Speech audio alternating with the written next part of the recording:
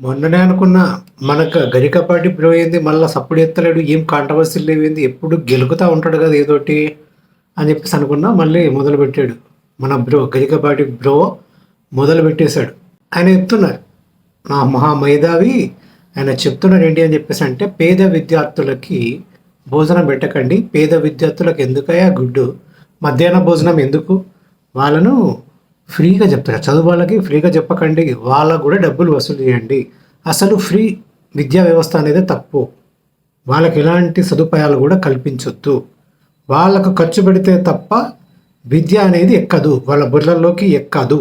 అంటే గవర్నమెంట్ స్కూల్స్ను కూడా ప్రైవేట్గా మార్చేసేయండి, ఈ ఉచితంగా ఇచ్చేది ఏది కూడా అవసరం లేదు అని ఒక గవర్నమెంట్కి ఒక ఉచిత సలహా.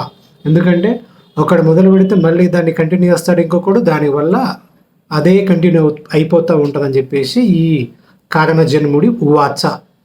సో ఇప్పుడు మనమంతా కూడా ఏం చేయాలని చెప్పేసి అంటే, పేదోడికి మొత్తానికి వాడు ఎట్లాగో పేదవాళ్ళు మామూలుగానే డబ్బులు పెట్టి చదువుకునే పొజిషన్లో ఉండరు, వాడు 3 పూటలు భోజనం చేయడమే కష్టం. ఎప్పుడైతే పిల్లాడు పుట్టాడో వాడిని కూడా 5 సంవత్సరాలు వచ్చిన తర్వాత తీసుకెళ్ళి ఏ టీ హోటల్లోనో జాయిన్ చేసేస్తారు బాలకార్మికుడుగా, వాడి వల్ల 4 రూపాయలు వస్తే ఫ్యామిలీకి హెల్ప్ అవుతాడని చెప్పేసి. సో అలాంటి వాడిని తీసుకొచ్చి స్కూల్లో జాయిన్ చేయించి డబ్బులు కట్టి, అలాంటి టిపికల్ బిలో మిడిల్ క్లాస్ వాడు మైండ్ సెట్ అలా ఉంటుందా? వాడు చదివించే ఉద్దేశంలో ఉంటాడు అసలు? ఫస్ట్ ఆఫ్ ఆల్ పోను ఇప్పటికే నిరక్షరాస్యత అనేది ఈ రేంజ్లో ఉంది. ఇలాంటివి చేస్తే మొత్తము సున్నా అయిపోద్ది, మనం కూడా ఏ ఆఫ్ఘనిస్తాన్ బంగ్లాదేశ్ లాగా తయారైపోతాం. అండ్ ఇంకోటి లోతుగా ఆలోచిస్తే ఇది బ్రాహ్మణ్ భావజాలం మీన్స్ సనాతన కుహన భావజాలం కిందకి వస్తుంది. అప్పుడు కూడా అంతే, అర్హులకు మాత్రమే గ్రంథాలు విజ్ఞానం పొందే హక్కు ఉంటుంది, ఎవడు పడితే వాడు ఏది పడితే అది చదవకూడదు, విజ్ఞానం అనేది ఎవడికి పడితే వాడికి అందకూడదు అని చెప్పేసి దాని ఏమంటే వర్ణ వ్యవస్థలో ఏదో ఉంది కదా. మను చరిత్ర దగ్గర నుంచి తీసుకుంటే ఇదే భావజాలాన్ని చాలా సఫిస్టికేటెడ్గా, చాలా హ్యూమరస్గా మన మెదళ్ళలోకి ఎక్కించాలని చూస్తున్న గరికపాటి బ్రోకి నిజంగా హ్యాట్సప్. అది అర్థం చేసుకోలేక ఆయన ప్రవచనాలన్నీ వింటూ, ఆయనకు యూట్యూబ్లలో లక్షల్లో వ్యూసుల్లో ఇస్తూ, మంచి కోట్ల సంపాదనకు కారణం అవుతూ, అంటే మన వేలితో మన కన్నే పొడుస్తున్నా సరే ఏడవడం మానేసి ఆహా ఓహో అంటూ చకితులైన కళ్ళతో చూస్తున్న వాళ్ళందరికీ కూడా కంగ్రాట్స్ చెప్తున్నాను. అర్థం చేసుకోండి. అంటే మీరు డబ్బుల గురించి చెప్పట్లేదు, మాలాంటి పేదల గురించి, వైట్ రేషన్ కార్డుల గురించి మాట్లాడుతున్నాం. మేము కూడా జిల్లా పరిషత్ స్కూలు, గవర్నమెంట్ స్కూల్ బ్యాచ్, మాకు తెలుసు ఈ మధ్యాహ్న అంటే మా మైండ్ సెట్ ఎలా ఉండదు చిన్నప్పుడు అని చెప్పేసి అంటే, పొలం పనులోకి వెళ్ళి ఏదో ఇంటికి సహాయం చేద్దామని చెప్పేసి అనుకునేవాళ్ళం. ఎప్పుడైతే ఇట్లా గుడ్డు పెడుతున్నారు, మంచి భోజనం పెడుతున్నారు, ఇలాంటివన్నీ ఉన్నాయని చెప్పేసి అన్నప్పుడు మాకు స్కూల్కి వెళ్ళాలన్న థాట్ వచ్చి వెళ్ళే వాళ్ళము.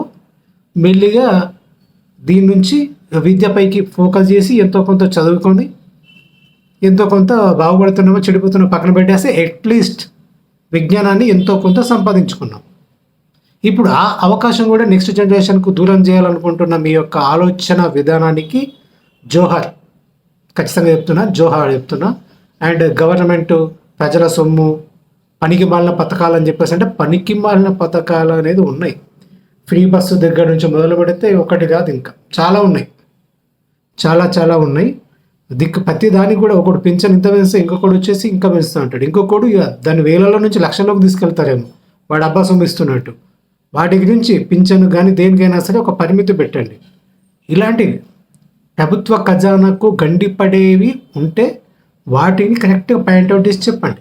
కానీ భావితరాలకి విజ్ఞానాన్ని అందించడానికి పెట్టిన మంచి మహత్తర పథకం ఇది. ఎవడు స్టార్ట్ చేస్తాడో తెలియదు కానీ మంచి పథకం.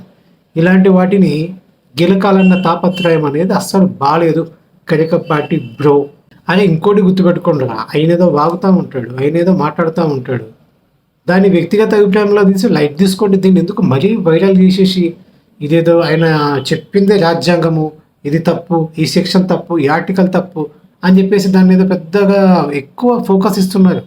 అతను జస్ట్ ఒక వ్యక్తి అంతే. అతను ఆ ఫ్లోలో అక్కడ ఉన్న జనాలు ఆ ఫ్లోను బట్టి గో విత్ ద ఫ్లో అన్నట్టుగా ఉంటాడు ఎప్పుడు మనిషి. సో దానిలో అహంకారం అనేది ఆబ్వియస్లీ ఉంటుంది. అహంకారం ఇచ్చింది ఎవడు? మనమే కదా. ఆహ గురువు గారు, ఓహో గురువు గారు, మీరు కారణ జన్ములు, మీరు లేకపోతే ఏమైపోయేదో మా తెలుగు సమాజం, మా హైందవ సమాజం అని చెప్పేసి ఎందుకు లేపడాలు? ఆయన ఒక్కడే ఉన్నాడు మేధావి లేరా? ఆయన ప్రవచనాలు ఇప్పుడు వీళ్ళు ఒకరిద్దరు ముగ్గురు ఎందుకు చెప్పాలరా నాయన? ఇంకోటికి లేదా తెలుగు? ఇంకోటి చదవలేదా గ్రంథాలు? వేరే క్యాస్ట్లలో వేరే కమ్యూనిటీలలో లేరా? వాళ్ళకు మాత్రమే ఎందుకు ఇట్లా సూర్యచంద్రుల్లాగా వాళ్ళిద్దరి మాత్రమే లేపుతున్నారు? ఇవి ఏ ఒక్కడి సొత్తు కాదు. అట్లా అనుకునేలాగా వాళ్ళని చేస్తున్నారు కాబట్టి ఇప్పుడు వాళ్ళు ఏది పడుతుంది వాళ్ళు వాగుతున్నారు. దాన్ని మనం భరించాల్సి వస్తుంది. ఈ ఒక్కడు అచ్చిన జీవస్వామి ఆయన ఒక్కడు. వీళ్ళంతా కమర్షియల్ ఫెల్లోస్ అంటే దేవుడిని అడ్డం పెట్టుకొని మా జనాలకు ఉన్న మూఢ నమ్మకాలు మూఢ విశ్వాసాలని అడ్డం పెట్టుకొని భలే దానేమంటారు భలే మంచి గేమ్ ఆడుతున్నారు. ఇవి చూస్తాం భరిస్తాం, కానీ ఎన్ని రోజులు తెగేదాకా లాగుతున్నారు. ఆల్మోస్ట్ ఎడ్జ్లో ఉంది. మా సహనం నశిస్తుంది. అది పూర్తిగా నశించిన రోజు మీకు మా రివోల్ట్ ఎలా ఉంటుందో చూపిస్తాం. ప్రతిసారి తప్పు చేయడం, ఆడవాళ్ళ డ్రెస్సింగ్ గురించి ఇంకొక విషయం గురించి అన్ని కాంట్రవర్సీ విషయాల్లో తలదూర్చడం, క్షమాపణ చెప్పడం. ఇంత మేధావి ఉండి ఇన్నిసార్లు తప్పులు ఎలా చేస్తారంటే నాకు అర్థం కాదు. ఈ అహంకారము ఖచ్చితంగా తగ్గించుకోవాలని చెప్పేసి మనవి, లేదంటే అస్సలు బాగోదు.